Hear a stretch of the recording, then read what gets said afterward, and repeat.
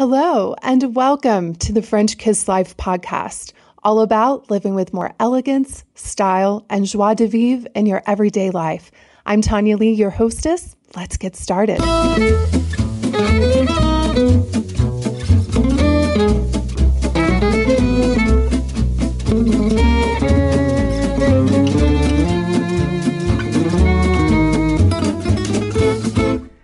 Hello, my friends. Welcome back to another episode of the French Kiss Life podcast.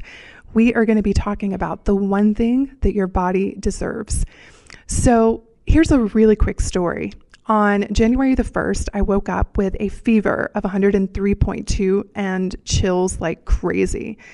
And all I could think to myself is, this cannot be happening.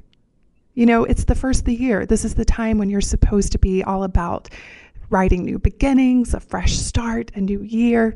Instead, for me, it took all of the energy I had to get off the sofa and get to the bathroom, much less pick up a pen and journal dreams and desires. It just wasn't going to happen.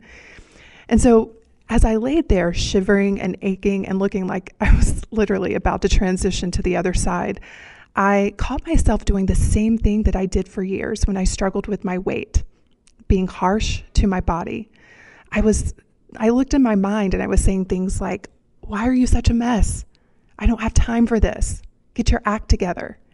And no different than when I struggled with my weight, I wanted to leave my body. I wanted nothing to do with her. It was too painful to be there. Then something glorious happened. My gorgeous English golden Winston, who is one of the greatest loves of my life, had recently injured his leg from playing too hard. I guess that's actually a great way to injure your leg. But as I laid there, wanting to leave my body, I looked at him limping to his water bowl. And all I could think was, poor boy, he's doing the best he can. My heart actually ached for him. I didn't see his limp as a weakness, but a cry for love and attention. For him, I only had unconditional love. And I burst into tears.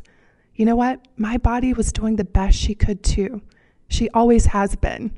All of my life, she's been right there pumping blood through my veins, helping me to get from one place to another, and working hard while I sleep just to keep me alive.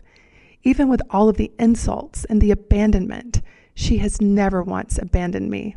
Not once. She's always been doing the best she can. So with this realization, I instantly stopped the berating and started showering my body with some much needed TLC.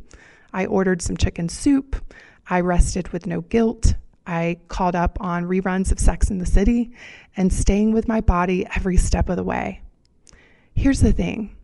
Life is too short to fight with our bodies.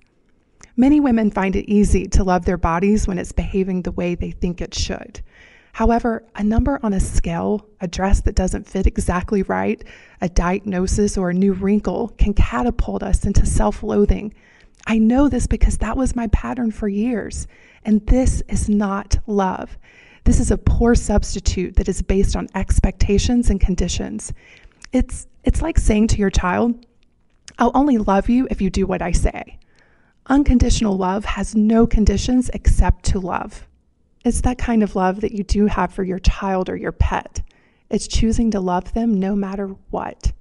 They can poop on the floor, get arrested, talk back, or flunk a class, and you still love them. Why? Because it feels good to love. What if we extended ourselves that same kind of love? Choosing to love yourself no matter what. Even if you've put on 5 or 50 pounds. Even if you're sick. Even if you start to notice those beautiful laugh lines around your eyes. Even if you're too tired to tackle your to-do list. How would you treat yourself differently? Perhaps you'd listen to what your body needs. Nourish yourself with the best foods possible. Be gentle and kind with the reflection in the mirror. Extend yourself grace when you're sick or the dress doesn't fit just right. Of course, this journey to self-love is easier said than done. I've had to use some backdoor approaches in the past, but it all boils down to this.